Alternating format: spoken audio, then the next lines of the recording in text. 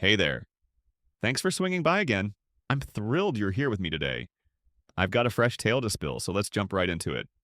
I'm Curtis, by the way, and I've been mulling over something I want to toss your way. How much disrespect can a person stomach in a relationship before they finally say, enough, and head for the door? How often do you let stuff slide under the rug? How many times do you choke down your emotions just to avoid rocking the boat? And how long do you keep telling yourself it's not a big deal? For me, the breaking point came at her birthday bash. It was the final push that sent me over the edge. I'm done, and there's no turning back now. I'm going to lay it all out exactly as I saw it happen, straight from my perspective. So hang tight until the end before you make up your mind. Truth is, I didn't just roll out of bed one morning and decide to call it quits. This story's been brewing for years, stitched together from tiny moments, words spoken and left unsaid, things I brushed off and stuff I tried to patch up. But that night, something inside me snapped, and once it did, there was no piecing it back together. Every heartbreak story kicks off with a dazzling start, and mine with my wife, Carol, was no different. The first time I laid eyes on her, it felt like destiny hit the brakes on the world around me. Everything just froze. She was stunning, carrying this quiet assurance in the way she moved, but it wasn't only her beauty that hooked me. Carol was sharp, quick with a clever comeback, and she had this knack for chatting so effortlessly that I couldn't get enough of her company. When we started talking, it was like we just fit together, like two puzzle pieces clicking into place. Back then, no one could have convinced me she wasn't my soulmate. I was dead certain she was crafted just for me. Things sped up fast between us, and it all felt so right. I was sure we were the perfect pair. If anybody had dared to suggest she wasn't the one, I'd have laughed in their face and told them they were clueless. So, of course, I popped the question, and when she said yes, it was like the universe handed me every dream I'd ever had on a silver platter. But then we tied the knot and started sharing a home, and bit by bit, things began to change. Little quirks popped up that I hadn't noticed when we were dating, and I chalked it up to the usual adjustments of married life. Nobody's perfect, right? I loved her, so I let those things slide. I gave her the same leeway I'd hoped someone would give me. What I didn't catch back then, though, was that those small habits were hints of bigger issues lurking beneath the surface. Stuff I couldn't see when we were all wrapped up in the thrill of new love. Before long, those minor flaws started growing tougher to shrug off. See, I've always pictured myself as the kind of guy with a cozy little family, maybe one or two kids tearing through the house, filling it with life. That's how I grew up thinking things should be. The idea of not having kids never even crossed my mind. So when I married Carol, I just figured we were on the same wavelength about it. Looking back, it's wild to me that we never sat down and really talked it out. A massive oversight on my end. I assumed since we were building a life together, she'd want the same things I did. Isn't that part of what marriage is about? Raising a family? Growing together? She never hinted otherwise while we were dating. Not a single word about not wanting kids, so I took it as a given. But after the wedding, when real life kicked in and the honeymoon glow faded, she dropped a bombshell one night. Out of the blue, she told me she wasn't planning on kids anytime soon. She wasn't in a rush and wanted to chase other goals instead. It threw me for a loop, completely caught me off guard. I didn't push back, though. I convinced myself she'd come around eventually. I figured time would work its magic, that her instincts would kick in when her clock started ticking, and she'd warm up to the idea of a baby. I didn't want to nag her about it. I thought I was being understanding. But deep down, I knew I was dodging a warning sign. I just wasn't ready to stare it in the face. Then there was this other thing with Carol that got clearer the longer we were hitched. When she set her mind on something, that was it. End of story. There was no wiggle room, no chance to meet in the middle, no caring what I thought. Back when we were dating, I'd bend over backwards to make her happy, jumping at any chance to put a smile on her face. But as the years rolled on in our marriage, I started seeing that her need to call the shots wasn't just a quirk. It ran deep, touching every corner of our life together. The more she got her way, the more I felt like my own wants didn't even register. And there was something else simmering too. Something quieter, but just as heavy. Something that started weighing on me more than I'd expected. So here's where things started getting heavier. It felt like Carol viewed herself as a cut above me in our marriage.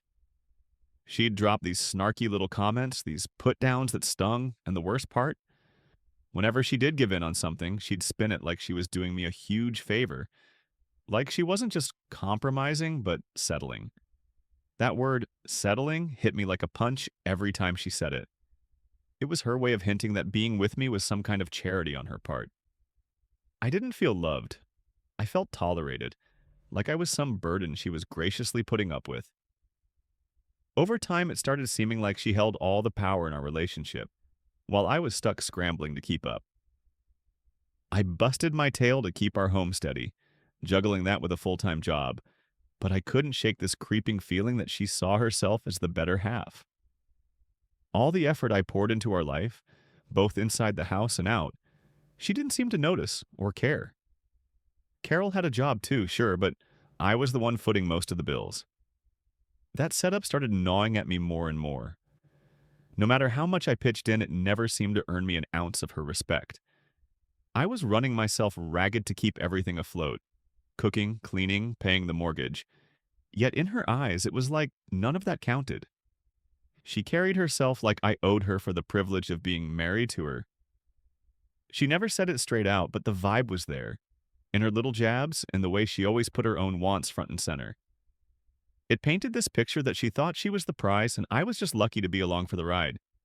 As the months dragged on, I figured I'd try talking to her about it. Maybe if I could lay out how her attitude was wearing me down, she'd get where I was coming from. But every time I opened my mouth, it was like we weren't even speaking the same language. She'd wave off my feelings, saying stuff like, "You're just making trouble out of nothing." The harder I tried to get through to her, the faster she shut me down. That kind of brush off drove a wedge between us, and Carol didn't seem fazed by it one bit. She made zero effort to bridge the gap or figure out what I was wrestling with. Instead, I found myself hiding out at work longer or holing up in my study, anything to dodge the thick tension at home. When I did drag myself back, it was like we were just two people sharing an address, no real bond left. We barely talked, barely crossed paths, except for the odd, shallow chit-chat about nothing important. For months, that was our life, two strangers stuck under the same roof. The only time we'd put on the happy couple act was out in public, at parties or with friends whenever we had to fake it for an audience. We'd play our parts perfectly, smiling and laughing, but the second the curtain dropped, we'd slip right back into silence, retreating to our separate corners. It was like we were living side by side, but never really connecting, never truly seeing each other anymore. Then Carol's 30th birthday started creeping up on the calendar. For me, it felt like a shot at turning things around. I was so sick of the cold distance, the endless quiet that had stretched on for ages. I saw her birthday as my chance to prove I still cared, to show her I wasn't ready to throw in the towel on us. I figured if I could make it special enough, we might rediscover what we'd lost. Truth is, though, I wasn't totally sure how to pull it off. I wanted it to be flawless, but I was stumped on where to begin. Then one night, Carol strolled into the living room and tossed out an idea. "I'm thinking about a small party for my 30th, she said, real casual-like. That's when it hit me. This was my opening, my moment to step up and surprise her. I jumped at it without a second thought. "Let me handle it," I told her. "I'll take care of all the party stuff. You don't have to lift a finger." I thought if I could lighten her load, she'd see I was still in her corner. The relief washed over her face right away. She flashed me a smile, leaned in for a quick kiss, and I could tell she was genuinely grateful. That lit a fire under me. I was dead set on nailing this. I reached out to an event planner to help me pull it together because this had to be spot on. I wasn't about to give her any room to nitpick. We hashed out every little thing.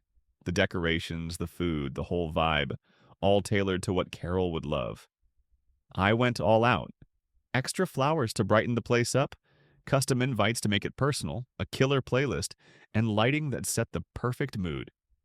I was pouring everything into this, banking on it being the thing that finally bring us closer. So the big day rolled around, and I hadn't skimped on a single thing. The house looked incredible. Everything was set up just how I'd pictured it in my head. Standing back, I felt this tiny spark of pride as I took it all in. Guests started trickling in. Friends, coworkers, even some folks I wasn't sure Carol really gave a hoot about. But that didn't matter to me anymore. Carol, as usual, stole the spotlight. She was radiant, practically glowing as she worked the room, laughing and chatting with everyone, gliding through the crowd like she owned the place. I couldn't help but watch her, struck by how stunning she looked, more beautiful than I'd ever remembered. I kept daydreaming about the quiet moment we'd share later. Just the two of us, after the party wound down. I was counting on that time. I'd gotten her a special gift, something straight from my heart. I hoped that if I could just find the perfect words, we might finally have the real talk we'd been missing. As the night stretched on, the party buzzed with life. Everyone was mixing, talking, and having a blast. Then came the moment. Carol stood up to give her birthday speech. At first, it felt like your typical celebration spiel. She kicked things off by thanking everyone for showing up, saying how loved and appreciated she felt. She went on about how grateful she was for the people in her life, all the support she'd had over the years. She even got reflective about hitting 30, mentioning how much had changed since her younger days and how everything had fallen into place so perfectly for her. I was nodding along, thinking it was all pretty standard stuff. But then she flashed this big smile, scanning the crowd gathered to cheer her on, and said, "Yeah, everything's been perfect. Well, aside from the fact that I kind of settled for Curtis." The room burst into laughter. People thought it was cute, playful, maybe a bit sassy. But me?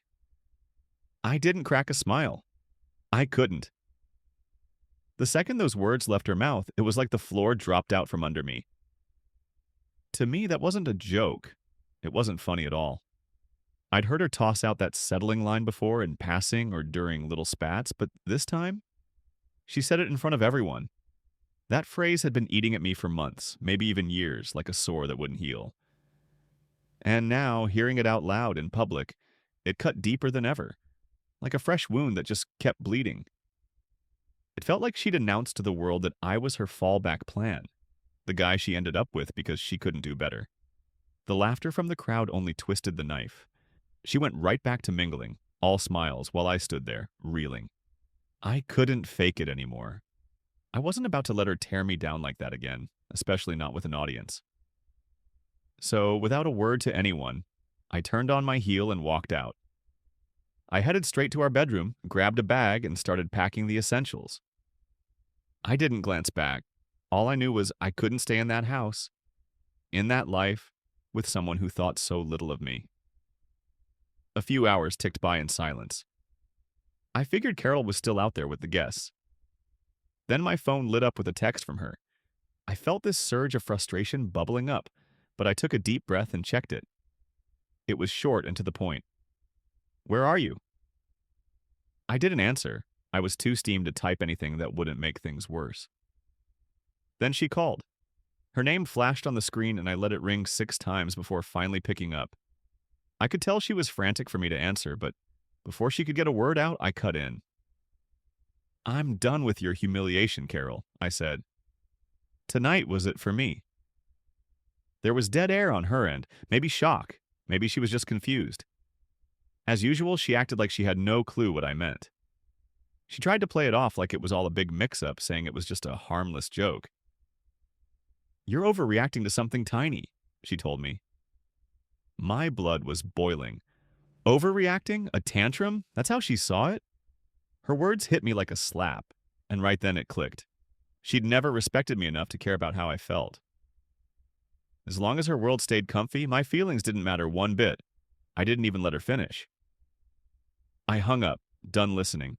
She called back, over and over, but I wasn't picking up. I wasn't about to get sucked into a fight that'd only leave me feeling worse. After a while, another message popped up. She was backtracking now, trying to smooth things over for her own sake. "It was just a joke," she wrote. "I didn't mean to upset you." I stared at those words, but they didn't mean a thing anymore. She'd say whatever it took to feel better about herself, but it didn't erase what she'd done. She'd crossed a line, and this time there was no undoing it. I didn't reply. There was nothing left to say. She'd shown me exactly how she felt, and I wasn't going to pretend I didn't see it crystal clear. Weeks went by after that night. Her texts kept coming, her calls too, even some pleading. But none of it shifted how I felt. I couldn't keep acting like it was fine. So I took the next step. I met with a divorce lawyer to put an end to it. I was the one losing in this mess, and I was ready to get out. 3 days after the papers were served, I swung by the house to grab the rest of my stuff. As I was packing, Carol walked in, tears streaming down her face. She begged me to think about our vows, to remember everything we'd built together. She could cry all she wanted, but it didn't change a thing. The damage was done. That doesn't matter to me anymore, I told her. The vows you want me to cling to? You broke them first, and so did I.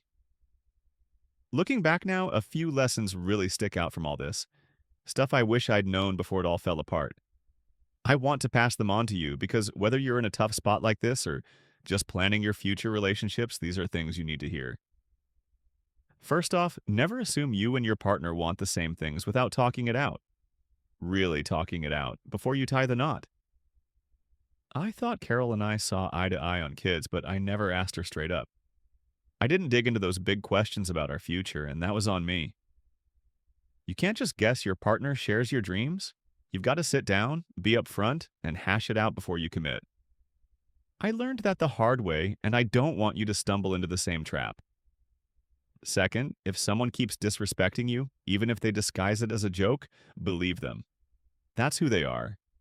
Carol's playful digs about settling weren't playful. They were how she really saw me. When someone chips away at you like that, even in small ways, don't brush it off. It's not just teasing, it's a window into how they value you. Ignore it, and they'll just keep at it.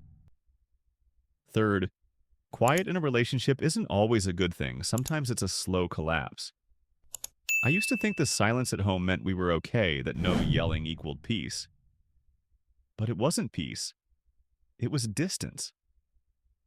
I was pulling back, she was too, and we stopped sharing anything real. That quiet stretched on, and bit by bit, it ate away at us. Don't mistake silence for calm. It's a sign things are unraveling just under the surface. Fourth, when someone keeps brushing off your feelings, they're showing you exactly what you mean to them, and it ain't much. The worst part was Carol acting like my hurt was nothing, calling it a tantrum, downplaying everything I said. If they can't even try to get why you're upset, they're telling you loud and clear where you stand. I let that go on too long, but you don't have to. So now I'm turning it over to you. What do you think? Was I wrong to walk out that night? Did I miss something, or did I do what I had to? If you were me, what would you have done? Drop your thoughts in the comments. I really want to hear what you've got to say. If you've been through something like this, share that too. Thanks for sticking with me through this whole story. I appreciate it more than you know. I hope you take something from it that sticks with you. Catch you in the next one.